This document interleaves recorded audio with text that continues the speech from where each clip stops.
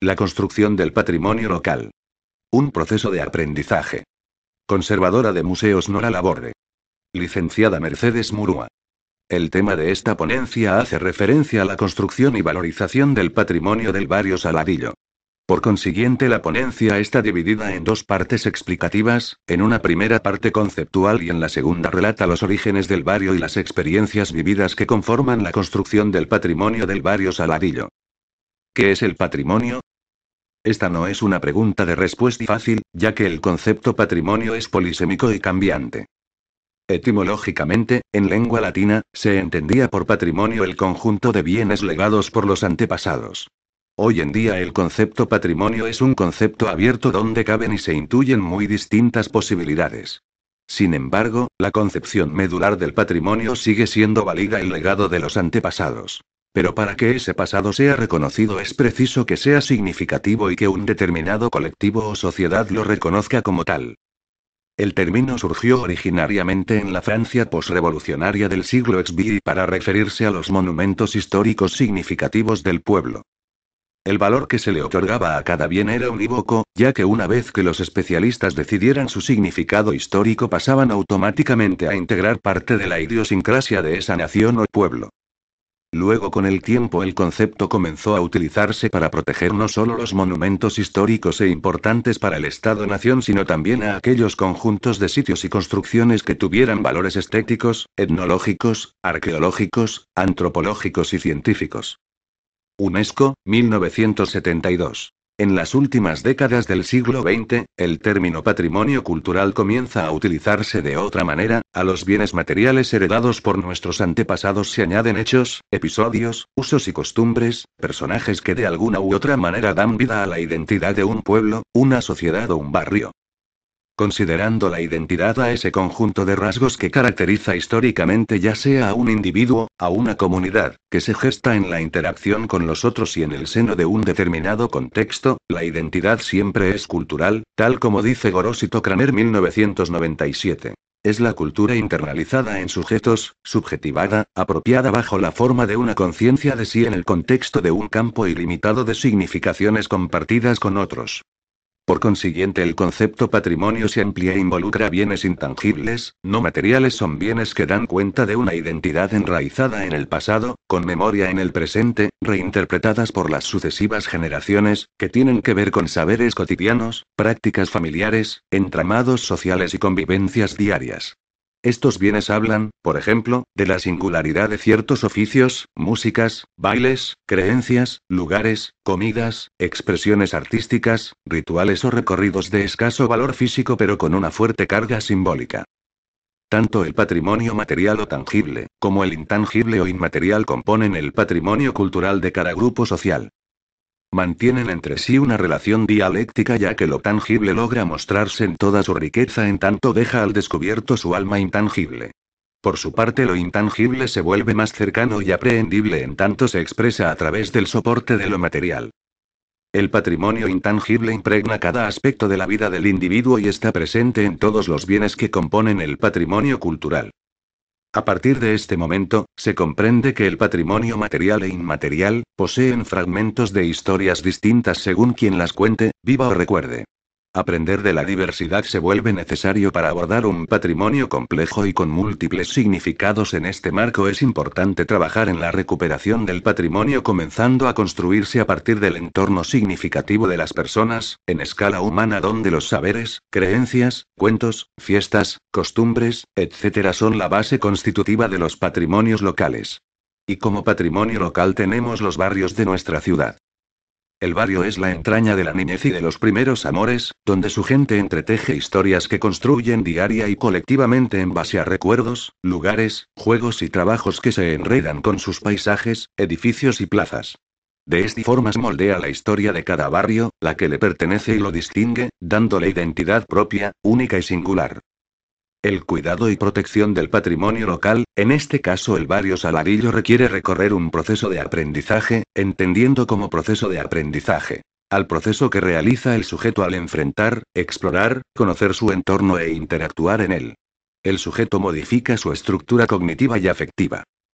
De acuerdo a esto podemos decir que la construcción de patrimonio local Un proceso de aprendizaje más allá de los múltiples significados que se le otorguen al patrimonio, su cuidado y protección requiere recorrer un proceso de aprendizaje vinculado con 1. La construcción o reconocimiento de un patrimonio cultural tangible/intangible, como valor de identidad para el barrio. 2. Elaboración de conocimiento sobre sus características intrínsecas. 3. El establecimiento de los valores asociados al bien. 4. El tratamiento adecuado para su cuidado, uso y conservación. El desafío actual en relación al patrimonio cultural es propiciar su cuidado y conservación tiendan a promover la libertad de expresión y el respeto a la diversidad, impulse la creatividad e innovación, fortalezca las identidades y el sentido de pertenencia, impulse la participación y la acción y contribuya a mejorar la calidad de vida. R. Seguel, 1999, página 13. A nivel local, esta visión requiere del compromiso de cada uno para encontrar los universos simbólicos propios y generar los escenarios apropiados para compartirlos, consolidando tejidos sociales tendientes a la recuperación de la riqueza de significados y a la construcción de una cultura sólida en el reconocimiento de la diversidad y el respeto mutuo. Por lo dicho, ahora vamos a relatar esos escenarios de aprendizaje que hacen al barrio del Saladillo para la construcción y reconocimiento de su patrimonio. El barrio del que hablo está ubicado en la zona sur de Rosario, y si bien no es la finalidad en esta oportunidad tratar pormenorizadamente su historia, haré una breve semblanza. Los orígenes de Rosario son los del Saladillo. Corría el año 1689, cuando el capitán Luis Romero de Pineda recibe el beneficio de una merced territorial, ubicada en medio del paraje Saladillo, determinada por los arroyos Salinas y Matanza, entre los arroyos Frías y Seco, sitio que luego pasaría a llamarse Pago de los Arroyos, donde asienta un oratorio y su estancia a Concepción. En 1720, quiebra financieramente, y su sucesor y nieto, don Domingo Gómez Recio, en 1724 la traslada hacia el norte de las tierras. Ese traslado y asentamiento daría lugar, años más tarde, a la futura catedral y al núcleo de la ciudad de Rosario. Ver foto 1. El segundo momento es el de su fundación como pueblo del Saladillo, cuando don Manuel Arijón, oriundo de España, pasa a ser propietario de las tierras al sur del arroyo, que comprenden las zonas delimitada por las calles La Madrid, Avenida San Martín, vías del ferrocarril, Arroyo Saladillo y Río Paraná. Instala el puerto Plaza, desde donde exporta sus productos al Brasil, haciendo llegar hasta él los ramales ferroviarios. Extenso sería describir esa época, pero vale decir que aprovechando una depresión natural del terreno, construye el brazo norte del arroyo, lo dota de una compuerta para la regulación de las aguas, y en 1886, con la afluencia de las mismas construye una pileta de 100 varas de largo por 80 de ancho, con 80 vestuarios dotados de agua caliente y fría, primeros y únicos en Sudamérica. Construye mansiones rodeadas de parque para sus huéspedes en el período estival, además de las que, los funcionarios del ferrocarril, de origen inglés, y prósperos hombres de negocios de los años 80 de Rosario instalan las suyas en la zona, atraídos por las bellezas del lugar y las aguas, a las que se le atribuían poderes curativos. Una de esas mansiones construidas por Manuel Arijón y que aún permanece es hoy, la Casa de la Cultura Arijón. Ver foto 2 y 3. Es una época dorada, donde se reúne la flor y nata de la clase alta rosarina, con festejos, con medios de transporte exclusivos como el tranvía, un servicio La Galera con 2 salidas diarias, y un vapor llamado La Hermosa. El tercer momento se produce con la apertura del frigorífico Swift en el año 1924. A este hecho se sumó y coincidió con nuevas oleadas inmigratorias del Viejo Mundo y con la migración criolla del litoral fluvial y de la pampa húmeda. Los obreros comenzaron a construirse viviendas modestas, se detiene la gran mansión y comienza la construcción de casas familiares. El costo de estos acontecimientos se podría resumir en un anuncio del diario La Capital del día 30 de diciembre de 1932 que dice: la industria que dio trabajo a los pobres, privó a los ricos del placer del descanso. El aspecto social del barrio se pobló de polacos, lituanos, judíos, turcos, italianos, australianos y griegos, con su propio desarraigo y sus distintas lenguas, con sus asociaciones, bibliotecas, una sinagoga, como también con sus ideas anarquistas, socialistas y comunista que supieron de persecuciones y también del primer fusilamiento, en las quebradas del arroyo Saladillo, del obrero de origen catalán Joaquín Penina, que hoy se recuerda con un monolito en el Parque Regional Sur. Personajes notables como Alfonsina Storni, el mariscal Tito Josip Broz, Aristóteles Onassis, Charles Darwin, que lo cita en su libro El origen de las especies, el pintor Manuel Musto, políticos, ciudadanos ilustres como la doctora Gloria Lovella, y no tan ilustres pero sí conocidos, como Chicho Chico, Chicho Grande y su hija la flor de la mafia Agatha Galifi, vivieron o dejaron su marca en el Saladillo. Además, tenemos un olvidado, no solo por las autoridades y conciudadanos, sino también por aquellos que nos preocupa el patrimonio y su rescate es el Parque Regional Sur, único en Rosario, no solo por su naturaleza sino también por ser contenedor de historias propias sucedidas en él, debe atenderse porque como dice un proverbio maya el hombre es tan inseparable de la naturaleza, que muere con ella. Ver foto 4. Todo este bagaje histórico, es único e irrepetible. Es complejo porque se ha formado y nutrido no solo de estratos sociales completamente distintos, sino porque también es el resultado de distintas identidades.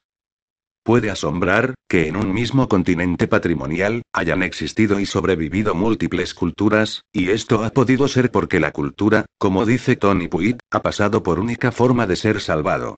Se ha mestizado. El primer punto del proceso de aprendizaje es la construcción o reconocimiento del bien cultural y citaremos un ejemplo. El 25 de mayo, Día Patrio, se realiza un desfile cívico por las calles del barrio, organizado por la Casa de la Cultura Gijón, y allí pueden verse desfilar a lituanos y polacos con sus vestimentas típicas, junto a criollos con sulkis engalanados y gauchos a caballo. A motoqueros y a instituciones escolares, están juntos el pasado y el presente.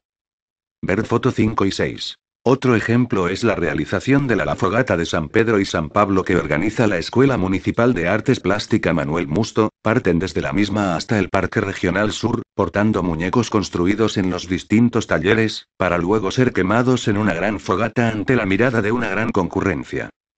Ver fotos 7 y 8. El segundo punto, elaboración de conocimiento sobre sus características intrínsecas, y el tercer punto, el establecimiento de los valores asociados al bien. Nos preguntamos, ¿cómo movilizamos para elaborar esos conocimientos?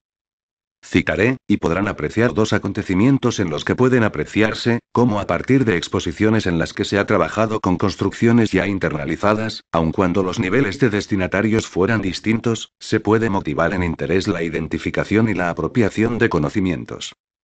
El primero, fueron las muestras de Rosario Colonial cedida por el Museo de Refinería y Saladillo, un paisaje cultural, ambas contabilizaron aproximadamente una afluencia de más de 1000 estudiantes de distintos niveles de escolarización en la Casa de la Escultura Gijón.